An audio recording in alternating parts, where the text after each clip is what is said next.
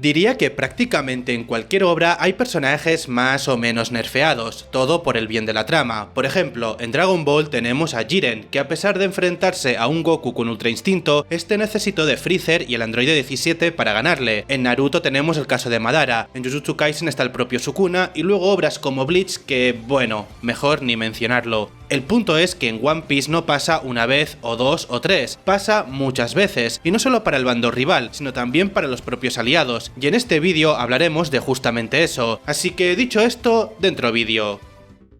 Kaido. Si os soy totalmente sincero, no iba a incluir a Kaido, ya que, seamos realistas, él mismo se dejaba golpear y disfrutar de una buena pelea, así que no lo considero nerfeo por parte de la narrativa como tal. A ver, sí lo es, pero es parte de la personalidad del personaje, y menciono primero a Kaido para ahorrarme los comentarios de por qué no lo he incluido, y pues aquí está mi respuesta, que si bien es cierto que estuvo nerfeado, es porque él mismo quiso estarlo en su pelea contra Luffy. Eso sí, más adelante se puso en serio, pero ya era demasiado tarde, porque ya Luffy con su quinta marcha pudo superar la definitiva de Kaido con un choque directo, por lo que no hay más que comentar. Vayamos al siguiente personaje.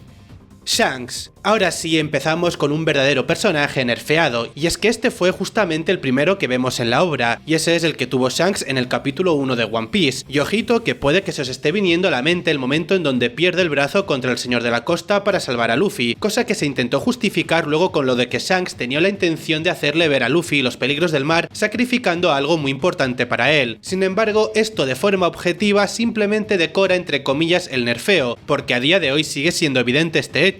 Ahora bien, más allá de este momento, lo que yo sigo sin entender es el contexto de en sí mismo del conflicto, el cual fue el de un bandido random secuestrando a Luffy y llevándoselo al mar. Si nos ponemos a pensar en lo que es hoy Shanks, o sea, uno de los personajes más poderosos del manga debido a su dominio tan grande de todos los tipos de haki, no tendría ningún sentido, ya que puede ver el futuro con su haki de observación, también tiene totalmente controlado el haki de armamento y hace cosas increíbles con su haki del conquistador, como el de atacar a distancia con los rayos que genera. Entonces, ¿qué tanta diferencia tuvo que haber entre el superhombre que tenemos hoy en día con respecto a lo que fue en el momento en que secuestraron a Luffy? Porque si ponemos al Shanks actual allí, es que ni le tocan un solo cabello a Luffy. Es casi inimaginable que alguien tan fuerte actualmente haya siquiera tenido algún problema con el contexto de ese momento en aquel entonces. Por eso me parece que sí o sí Shanks tuvo que estar nerfeado en ese punto de la historia por el bien de la trama.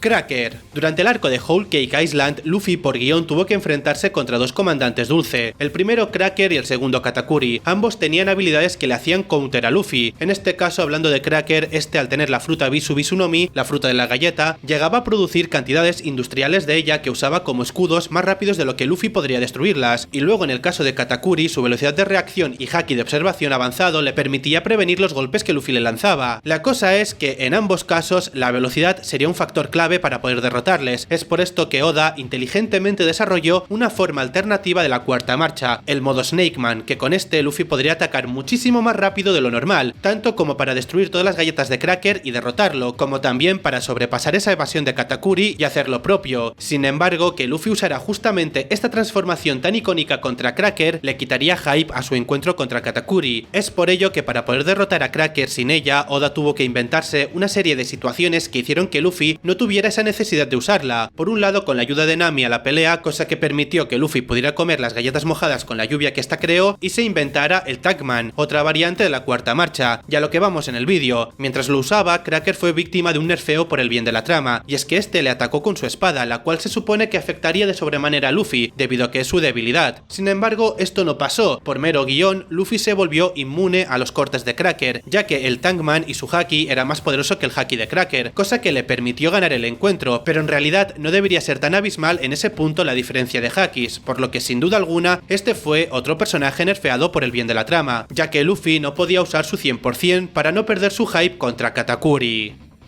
Crocodile. Hablemos un poco de lo que ha sido Crocodile en dos momentos concretos. El primero de ellos es en la etapa previa al viaje de Luffy. Sabemos que en el pasado este pirata navegó por el Grand Line hasta el punto de encontrarse con Barba Blanca, uno de los 4 emperadores, y esto dejó como resultado que ambos tuvieran un enfrentamiento en donde Crocodile sufriría una gran humillación, que haría que posteriormente le guardase muchísimo rencor al hombre más poderoso del mundo. En síntesis con esto, Crocodile tuvo la capacidad de sobrevivir en la Grand Line y fue derrotado por uno de los piratas más poderosos de la historia, historia, y esto para cualquiera sería un gran logro. Pero vale, ahora yéndonos a Marineford, arco en donde estuvo presente este personaje, luego de que escapara de Impel Down, la Guerra de la Cumbre fue el escenario para que otros tipos bastante duros como Akainu, Mihawk o el propio Doflamingo tuvieran intervenciones, y curiosamente Crocodile no es que solamente se haya encarado con cada uno de ellos, es que también fue capaz de sobrevivir a todos sin recibir un daño demasiado significativo en el proceso. Ningún personaje débil podría ser capaz de realizar semejante hazaña. Ahora, tomando en cuenta estas dos etapas de la vida de Crocodile, que alguien me explique cómo un pavo que atravesó el Grand Line hasta cruzarse con Barba Blanca y peleó contra varios de los personajes más poderosos de Marineford fuese derrotado por Luffy antes de los primeros 200 capítulos de esta obra y sin Gears. Y espérate un momento, antes de que venga alguien a justificarlo, el propio autor, es decir Oda, ha reconocido públicamente que una de las cosas de las que se arrepiente es de haber metido a Crocodile en la trama tan pronto, o sea que es consciente de este hecho. Tomando en cuenta el contexto de la obra y la declaración de Oda, es un fact evidente que fue nerfeado por el bien de la trama.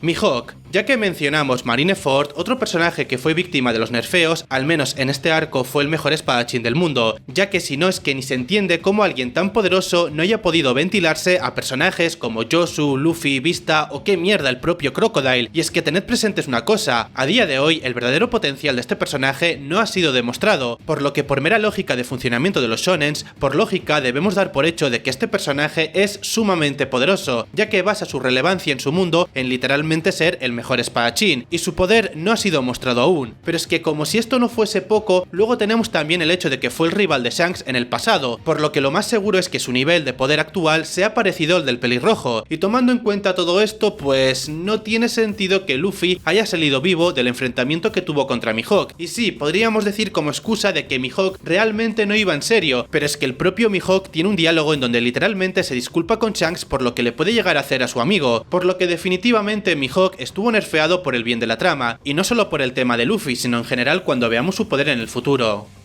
Sabo. El caso particular del hermano de Luffy se debe al Power Creep, que para quien no conozca este concepto o término es básicamente que en las historias, o más bien en videojuegos, pero lo trasladamos en historias, a veces se introducen sistemas de poder o habilidades extremadamente poderosas que hacen que quienes no las usen en retrospectiva parezcan más débiles. En el caso de Sabo, si analizamos lo visto del personaje en Dressrosa, nos daremos cuenta que era alguien absurdamente poderoso a nivel físico, pero aparentemente más allá de su estilo de combate solo se valía del uso básico de los hakis de armamento y de observación para pelear, porque la mera Nomi la obtuvo en ese mismo instante. Tomando en cuenta esto y la relevancia que tiene en su mundo, ¿cómo es posible que el segundo al mando de una facción liderada por Monkey D. Dragon, quien de hecho fue quien le entrenó, no conozca ningún dominio de hakis avanzados? Y por si acaso lo digo, lo que vimos que usó como haki avanzado para destruir el suelo, os voy avisando que no era el avanzado. Igual hay cierta justificación en esto, y es que veréis, parece ser que Oda tenía planeado introducir los dominios de haki avanzados a partir del arco de Whole Cake, primero con Katakuri y luego con Kaido. Es por esta razón que Sabo no demostró su verdadero poder en Dressrosa, ya que si lo hacía nos hubiera spoileado de habilidades que no tendríamos por qué conocer en ese momento de la historia. Y ojo, que aquí estoy asumiendo que domina estos niveles de haki, cosa que no se ha confirmado por ahora, pero ya veréis que terminará siendo así. De hecho creo que todos lo pensáis y no hay apenas debate en ello.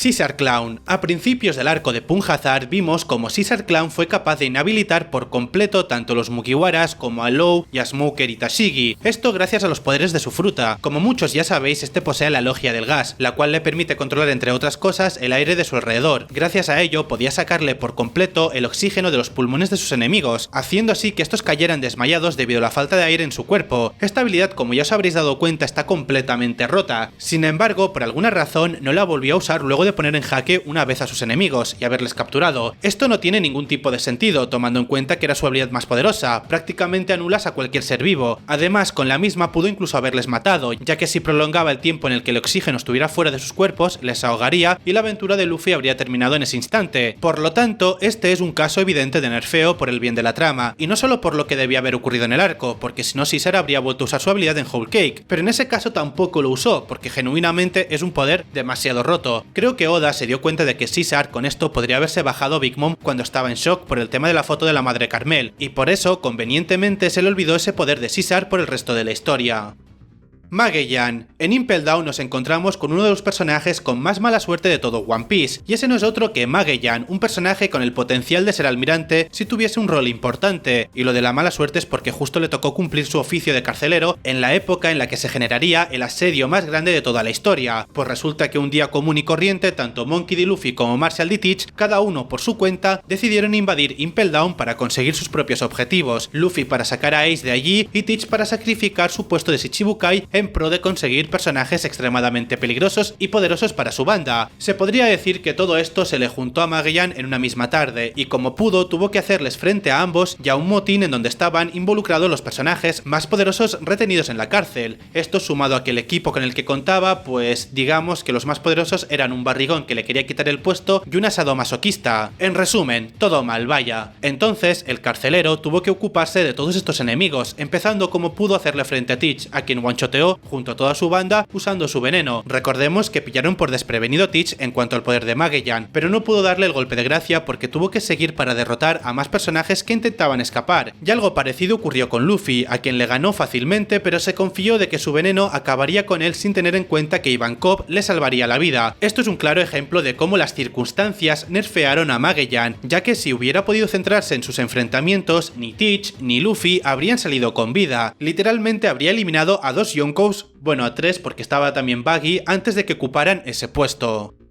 Akainu. Nuevamente vamos a Marineford, puesto que allí encontramos a Akainu, otro personaje con unas capacidades destructivas inimaginables. Basta con poner de ejemplo lo que acabó siendo Punjazard, que en un principio era una isla selvática luego de que tanto él como Aokiji se pelearan durante 10 días y 10 noches para decidir quién se quedaría con el puesto de almirante de flota. Tomando en cuenta que la mitad de esa isla pasó a ser un territorio lleno de magma totalmente destruido, podemos asumir que en ese sentido Akainu estuvo totalmente nerfeado en la guerra de la cumbre, porque no podría haber usado todo el poder destructivo de su fruta, ya que el objetivo principal de la marina era el de defender su cuartel general. Pero más allá de esta generalidad, también debemos tener presente que para haber sido un tipo tan extremadamente peligroso, es bastante poco creíble que las únicas víctimas hayan sido Barra Blanca y Ace, más aún teniendo en cuenta que se enfrentó a un montón de comandantes de Shirohige, así como también persiguió tanto a Jinbe como a Luffy luego de eliminar a Ace. Lo curioso de esto es que lo más destacable que acabó ocasionándoles fue una cicatriz tanto para Luffy como a Jinbe, pero que se sepa, todos los demás comandantes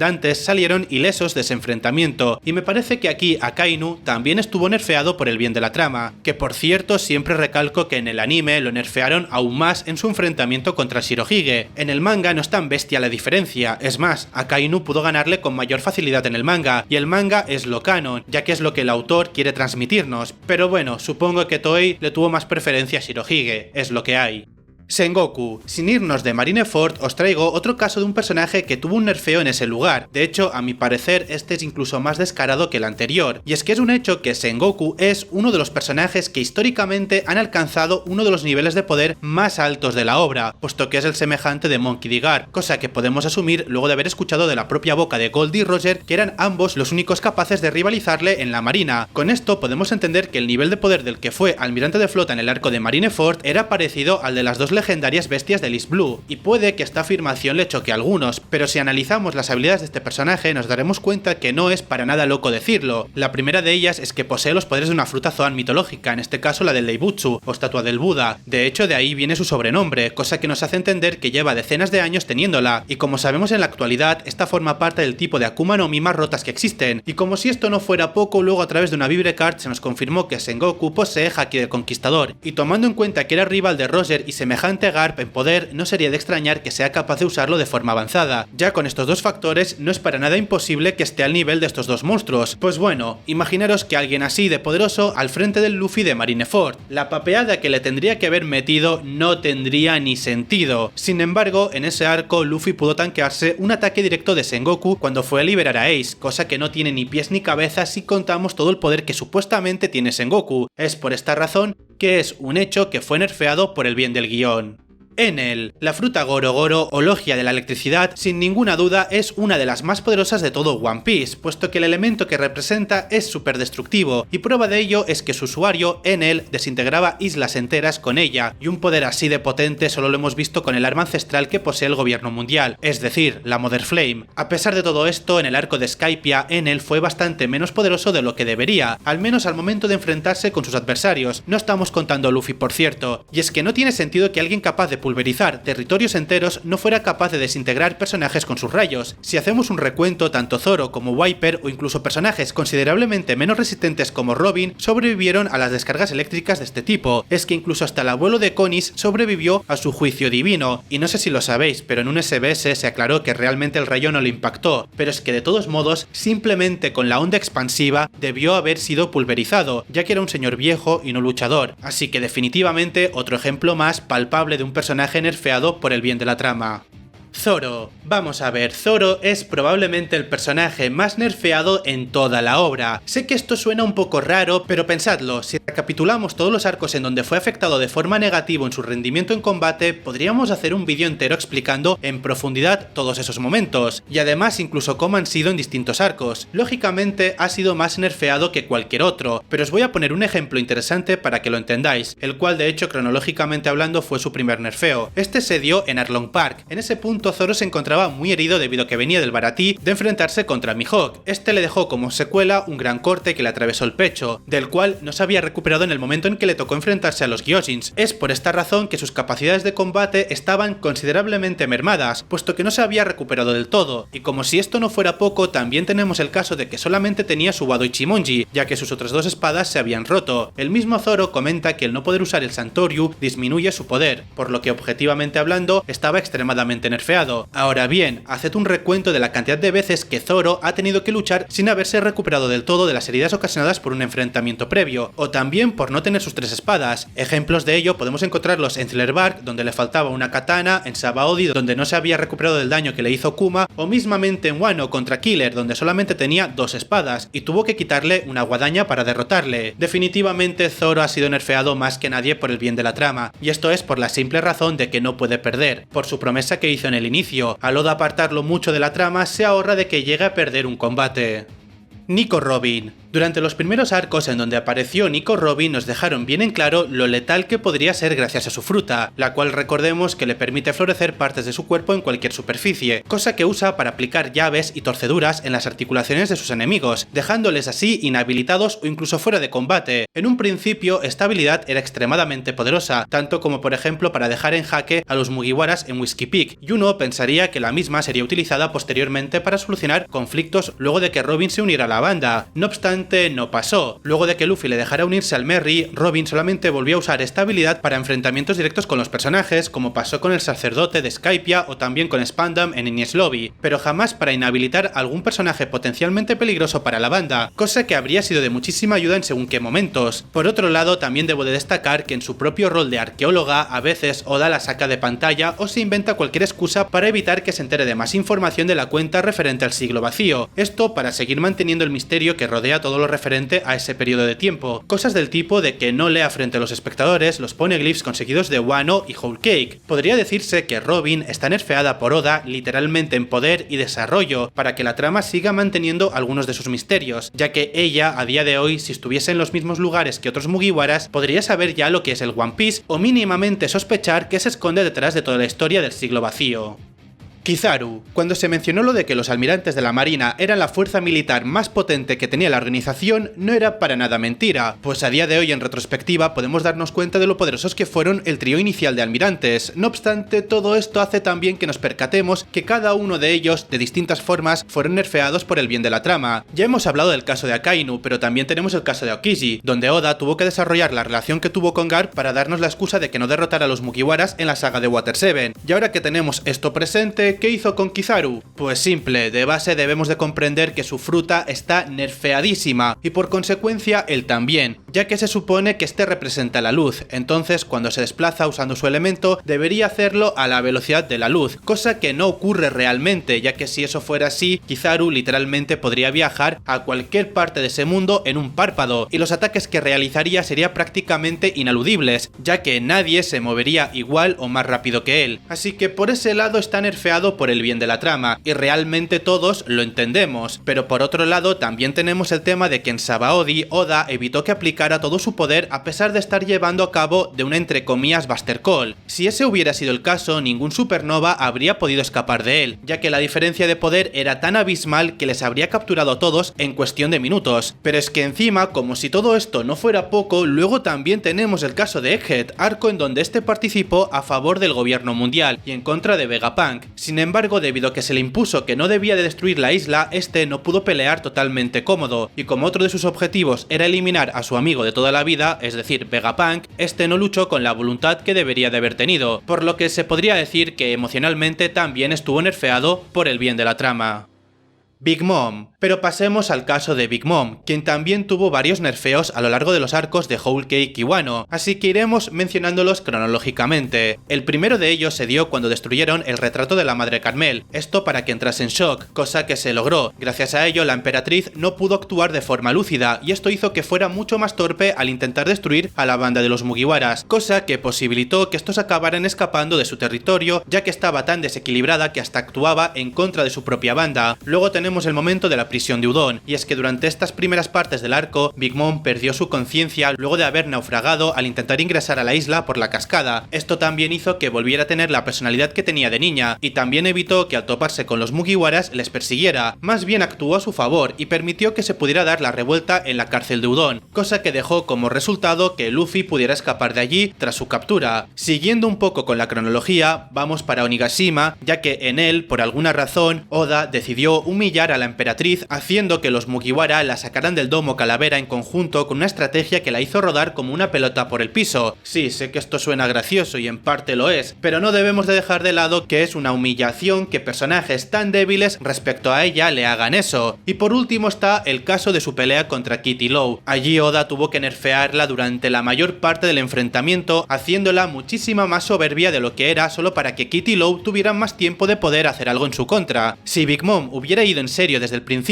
y usando hakis avanzados, ellos no le habrían ganado, por lo que podría decirse que aquí también la nerfearon por el bien de la trama.